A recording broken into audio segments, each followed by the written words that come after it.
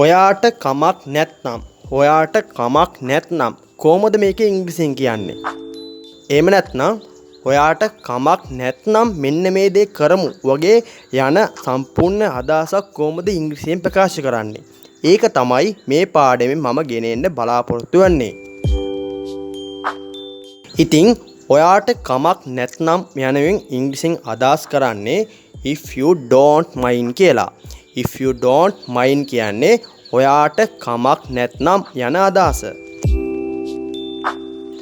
දැන් අපි බලමු සම්පූර්ණ අදහසක් එන විදියට ඔයාට කමක් නැත්නම්. එහෙම නැත්නම් ඉංග්‍රීසියෙන් නම් if you don't mind යන අදහස කොහොමද සම්පූර්ණ අදහසක් විදියට අපේ ඉංග්‍රීසි කතාවට යොදා ගන්න පුළුවන් කියලා.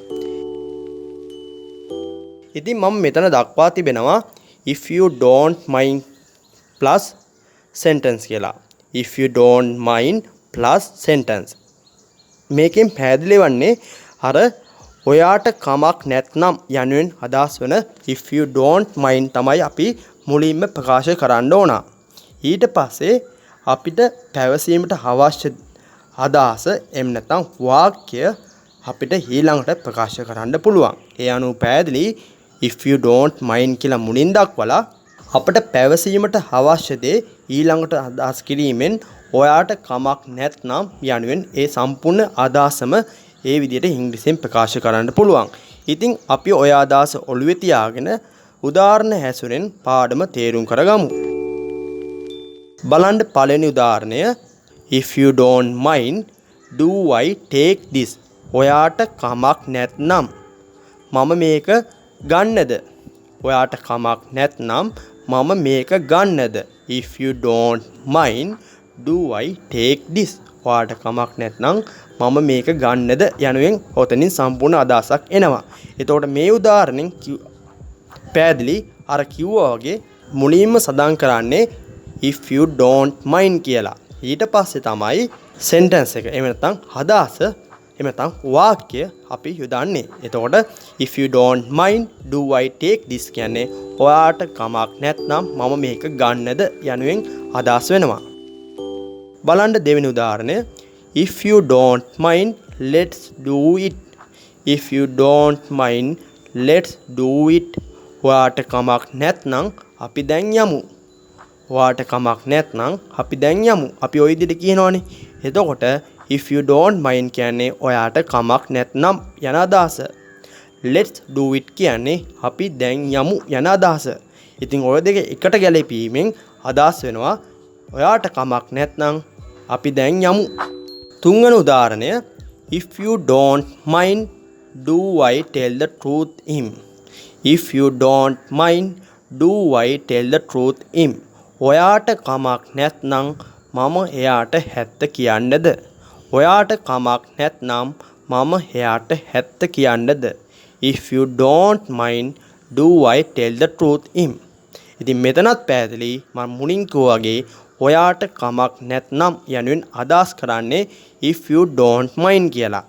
ඊට පස්සේ අපට පැවසීමට අවශ්‍ය වාක්‍ය නැත්නම් අදහස දෙවනුව ඒත් එක්කම ප්‍රකාශ කිරීමෙන් ඔයාට කමක් නැද්ද ඒ දේ කරන්න යන අදහස එනවා.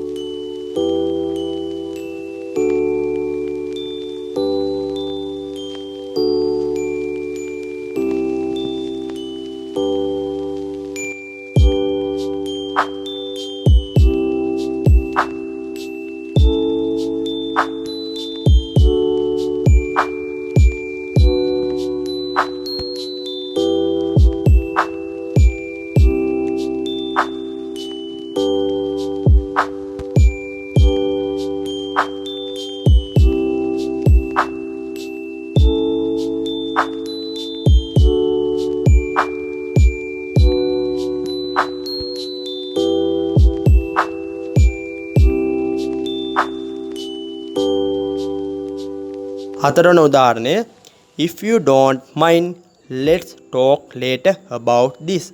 if you don't mind let's talk later about this. ඔයාට කමක් නැත්නම් අපි පස්සේ මේ ගැන කතා කරමු. ඔයාට කමක් නැත්නම් අපි පස්සේ මේ ගැන කතා කරමු. මේ පාඩමෙන් ගෙන එන අවසාන උදාහරණය if you don't mind give me 2 minutes. if you don't mind give me 2 minutes. ඔයාට කමක් නැත්නම් මට විනාඩි 2ක් දෙන්න. ඔයාට කමක් නැත්නම් මට විනාඩි 2ක් දෙන්න. if you don't mind give me 2 minutes. ඉතින් මේ පාඩම අවසානයේදී මම මතක් කරන්න කැමති මේ පාඩමෙන් මම කියා දුන්නේ යම් කිසි දෙයක් ඔයාට කමක් නැත්නම් යන අදහස. ඔයාට කමක් නැත්නම් මේ දේ කරමු. එහෙම නැත්නම් මේ දේ කරන්නද යන අදහස ගන්න පුළුවන් වන්නේ if you don't mind කියලා. ඒත් එකම sentence එක එහෙම නැත්නම් වාක්‍ය අදහස පැවසීමෙන් ඔයාට කමක් නැද්ද යන අදහස සම්පූර්ණයෙන්ම ඉංග්‍රීසියෙන් ප්‍රකාශ කරන්න පුළුවන් වෙනවා. ඉතින් පාඩම අවසානයේදී යලිත් මතක් කරන්න කැමති මේ පාඩමෙන් කියා දුන්නු විදියට ඔයාලටත් පුළුවන් if you don't mind ඒත් එකම sentence එක පැවසීමෙන් සම්පූර්ණ අදහසක් ඔයාගේ ඉංග්‍රීසි කතාවට එහෙම නැත්නම් ඔයාගේ එදිනෙදා ඉංග්‍රීසි කතාවට යොදා ගන්න පුළුවන් මේ පාඩමෙන් කියා දුන්නු විදියට අනුගමනය කිරීමෙන්.